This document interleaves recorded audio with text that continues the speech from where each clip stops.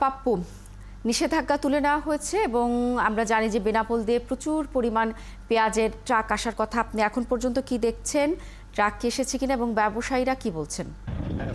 আপনি যেমনটি বলছিলেন বন্ধ করে প্রায় পেঁয়াজ আমদানি বন্ধ রয়েছে। আমদানি বন্ধ থাকায় যশোরের আশেপাশে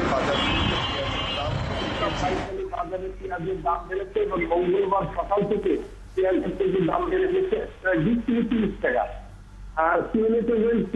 ব্যবসায়ীদের সাথে কথা হয়েছে, তারা যেমন জানাইছেন ডিসেম্বর মাসে ভারতের পেঁয়াজ আমদানি ঘোষণা করে আমদানি বাজার প্রভাব করেছেন।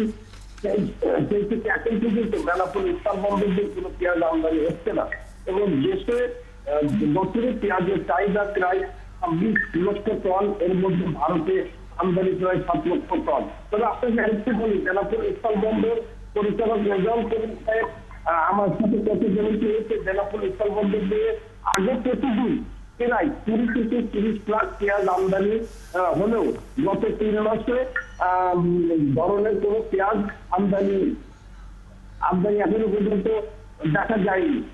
তবে সর্বশেষ এদিকে ভারত থেকে সরকারের পেঁয়াজ রপ্তানি নিষেধাজ্ঞা প্রত্যাহার করেও আমদানি আবারও প্রস্তুত।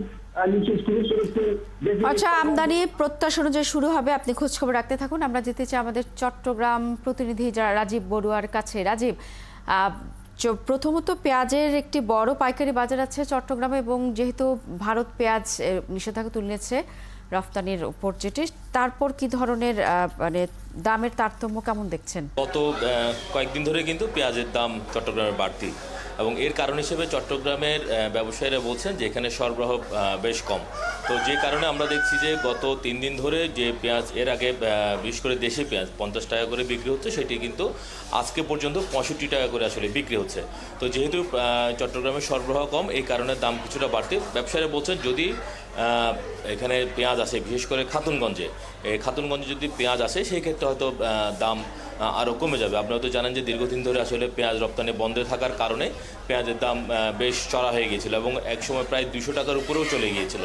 তো সেই ক্ষেত্রে কিন্তু এখন দেশি পেঁয়াজ যখন উঠেছে, সেই দেশি পেঁয়াজ ওঠার পরেই কিন্তু পেঁয়াজের দাম আসলে কমতে শুরু করেছে। তবে ঈদের পরে কিন্তু পেঁয়াজের দাম আবার কিছুটা বেড়েছে। আপনি তো জানেন যে বিকল্প পথে চট্টগ্রামে মানে ভারত থেকে বেশ কিছু পেঁয়াজ একদিন এসছিল। তো যে কারণে পেঁয়াজের দাম প্রায় আমরা দেখি যে প্রায় 40 টাকা হয়ে গিয়েছিল পাইকারি বাজারে। তো গত কিছুদিন ধরে সেই পেঁয়াজের সরবরাহটা কমে যাওয়ার কারণে পেঁয়াজের দাম আবার বাড়তে শুরু করেছে। শুধু পেঁয়াজ নয়, পেঁয়াজের পাশাপাশি আমরা দেখছি রসুন এবং আদার দামও কিন্তু বেশ বেড়েছে। রসুনের দাম প্রায় 40 টাকা বেড়েছে পাইকারিতে প্রতি কেজিতে। তো এর বাইরে আদার দাম বেড়েছে 20 থেকে 30 টাকা। পেঁয়াজের পাশাপাশি আমাদের আদা এবং রসুনের খবরও বলছিলেন। আমাদের সহকর্মী রাজবাড়ির মেহেদি হাসানের কাছে যেতে চাই। বাজারে কি ধরনের প্রভাব পড়েছে ভারতের নিষেধাজ্ঞার, পেঁয়াজের নিষেধাজ্ঞা উঠে যাওয়ার পরে? রাজবাড়ী জেলায় এবছর আর 35,000 হেক্টর জমিতে পেঁয়াজ উৎপাদন হয়েছে। এর থেকে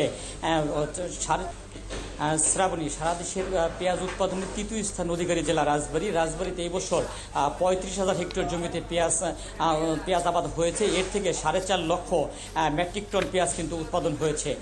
পেঁয়াজ আমদানির খবরে বা ভারত যে নিষেধাজ্ঞা তুলে নিয়েছে সেই সংবাদের প্রভাব কিন্তু রাজবাড়ীর বাজারে পড়েছে। আমরা দেখেছি আজকে সকাল থেকে দেখেছি রাজবাড়ীর প্রতিটি পেঁয়াজ বাজারে পেঁয়াজের দাম কিছুটা কমেছে। যেই পেঁয়াজ 2400-2500 টাকা মন ছিল, সেই পেঁয়াজ কিন্তু আজকে সকালে রাজবাড়ীর বাজারে 2100 থেকে 2200 টাকা মন, তার মানে 55 টাকা কেজি দরে বিক্রি হচ্ছে পাইকারি বাজারে।